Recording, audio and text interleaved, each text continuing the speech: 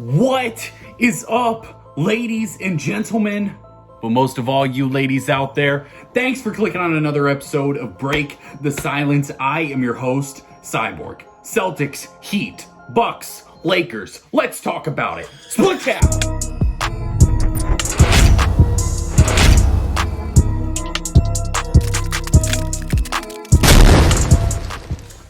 We just got done watching what was potentially the two games of the year in the NBA. I'm not sure that we've ever had an NBA night with two better games that I can think of in the same night. The Boston Celtics and the Miami Heat. The Miami Heat took the W in that one. The Los Angeles Lakers taking down the Milwaukie Bucks, meaning the two top teams in the Eastern Conference both fell tonight, and it was incredible basketball. Now, you might notice that I'm away from my normal setup. I am away visiting family, so that's why I don't have my normal jerseys behind me, but these games were just too good to not talk about, so that's what we're going to discuss tonight.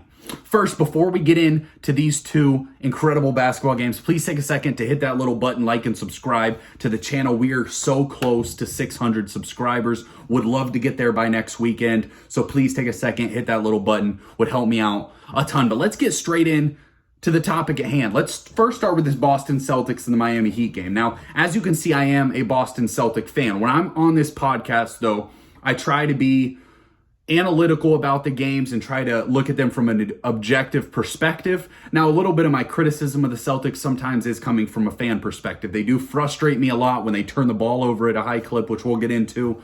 But I will very objectively look at this game. Let me say I hate playing the Miami Heat. They are so scrappy with the way that they get their hands on every basketball, it seems like.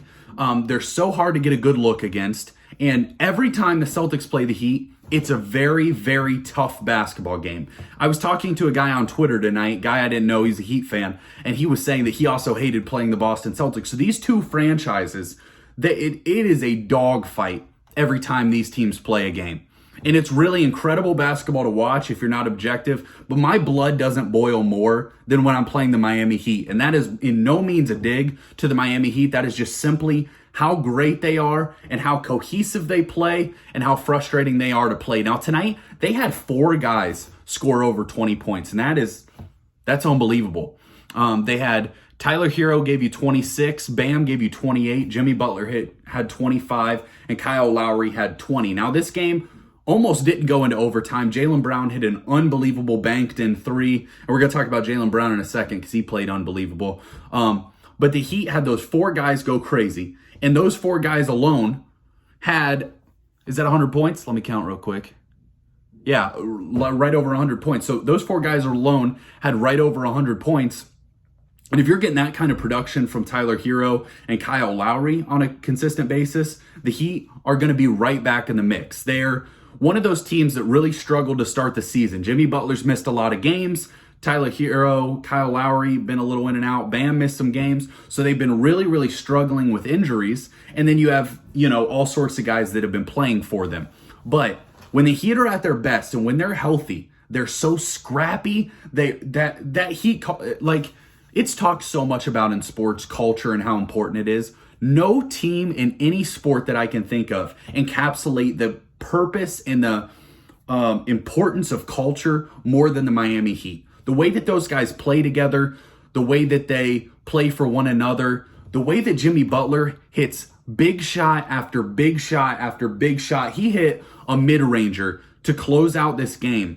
That was unbelievable. I couldn't believe some of the shots that Jimmy Butler was putting in the basket. And he finished tonight with 25 points and 15 rebounds. He's just a guy that plays so hard. He plays with so much heart, and he's always in the right place at the right time. Now, when these two teams get together, it is an ugly, ugly basketball game. You're going to have high turnovers. You're going to have lots of fouling. Now, I'm not someone that really talks about the refs too much. They were calling a lot of fouls in the first half and kind of made the game choppy. In the second half, they started to let them play a little more, and that's why it turned into such a great basketball game, because they let the guys play a little more.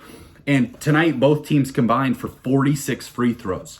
Now, the story of the game to me is the fact that the Celtics had 20 turnovers. The Miami Heat had 17 of their own, so it's not like, or 16 of their own, so it's not like they didn't turn the ball over. But we talked so much in the playoffs last year that when Celtics were 16 plus turnovers, they never won basketball games. When they were less than that, they're nearly unbeatable.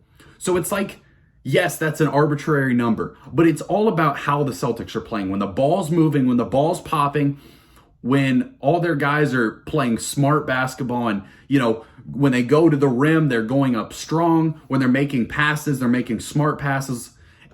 Tonight, they didn't play like that. Now, Jayson Tatum was in foul trouble in the first half, kind of got him out of his rhythm, but he was ice cold. He was 5 of 18, 0 of 7 from 3. He was, before this game, second in the league in scoring. I'm assuming going to drop to maybe like 4th or 5th because of how close that is after this game. He had 5 turnovers. Jaylen Brown had 5 turnovers. Marcus Smart had 4 turnovers.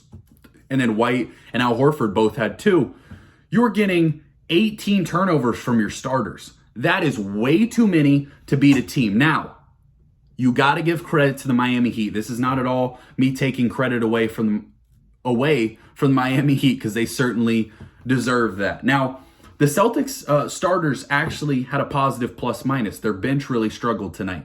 Malcolm Brogdon and Grant Williams, 2 of the guys that have come off the bench and been really, really productive this year, both had negative plus minuses, even though Grant Williams played an excellent game, had 18 points and 4 rebounds. Plus minus isn't everything, obviously. So this matchup, to be honest with you, as a Celtics fan, I just don't know that I can take continually playing the Heat over and over.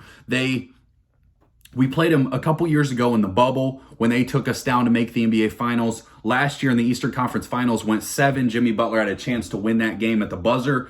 And then these last couple games, and then tonight's game against them, it's like every time you watch them, you're on the edge of your seat the entire game. And yes, that's kind of what you want when you win. It's such a good feeling.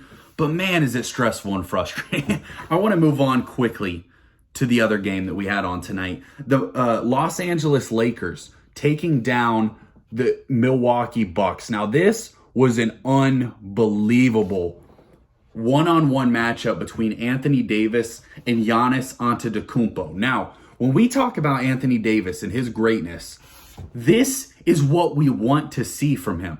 You always hear these discussions about where players rank and where they should rank, where's their potential.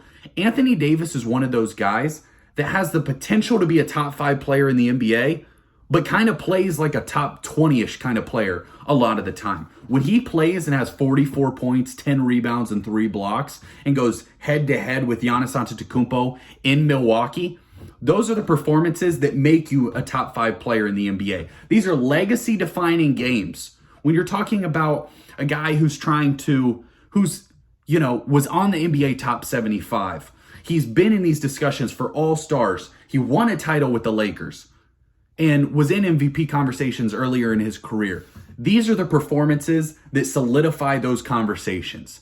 And these are the performances that the Lakers need in order to win games because of the rest of their roster is so weak. Now, quickly want to say congrats to LeBron James. Passing Magic Johnson on the all-time assist leaderboard is unbelievable. The fact that he will finish with the most points in NBA history and also top 5 in assists, unbelievable. Unbelievable career for LeBron James. And I know a lot of people hate him, a lot of people love him. I just want to celebrate his greatness tonight because that's an unbelievable accomplishment. Now, the big story, other than Anthony Davis when you're looking at the Lakers, was Russell Westbrook played another very solid basketball game.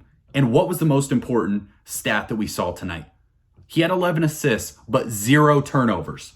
If Russell Westbrook can take care of the basketball, can have 0 turnovers, obviously, if you get a couple, that's all right. But when he's having 7, 8 turnovers in a game, the Lakers are just not going to win basketball games because they're not good enough on the offensive or defensive side of the ball to be able to recover from that. LeBron had 28, 11, and 8. Anthony Davis had 44 and 10. Russell Westbrook had 15 and 11. Lonnie Walker's been starting to pick it up. He had 14 points. Now, one of the keys for the Lakers to me is the fact that tonight they only shot 26 three-pointers. That's a good number to be at. They hit 11 of them. You shot 42%. That's a little higher than what they'll be on a regular basis. But in comparison, the Milwaukee Bucks shot 43 three-pointers. If the Lakers want to win basketball games, it's not by shooting 40, 50 three-pointers like some teams in the NBA will do.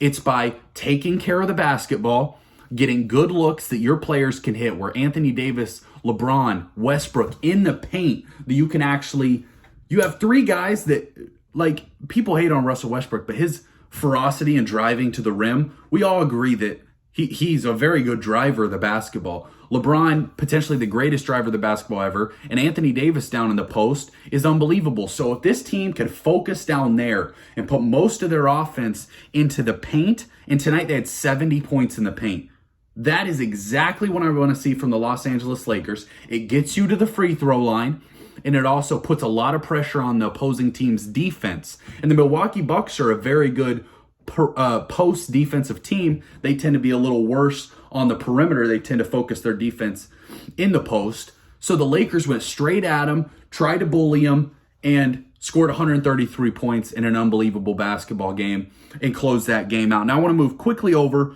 to the Milwaukee Bucks because Giannis Antetokounmpo played excellent, and this was the return of Khris Middleton. The Bucks are now 15-6.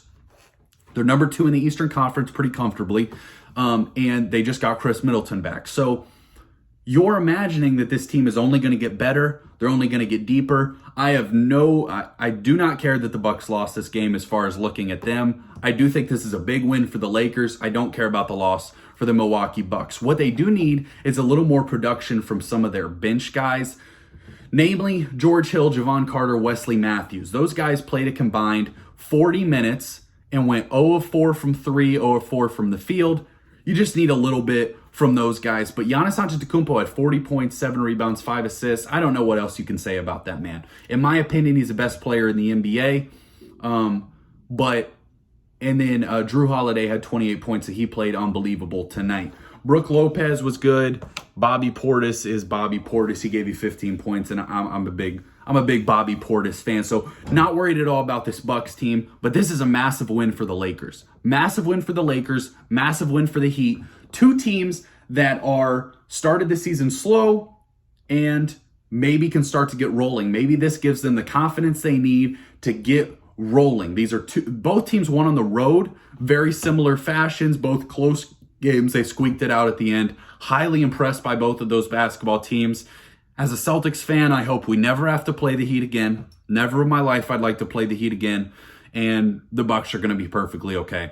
That's all we got for you tonight. Appreciate y'all watching. Don't forget to hit that little subscribe button. Cyborg out.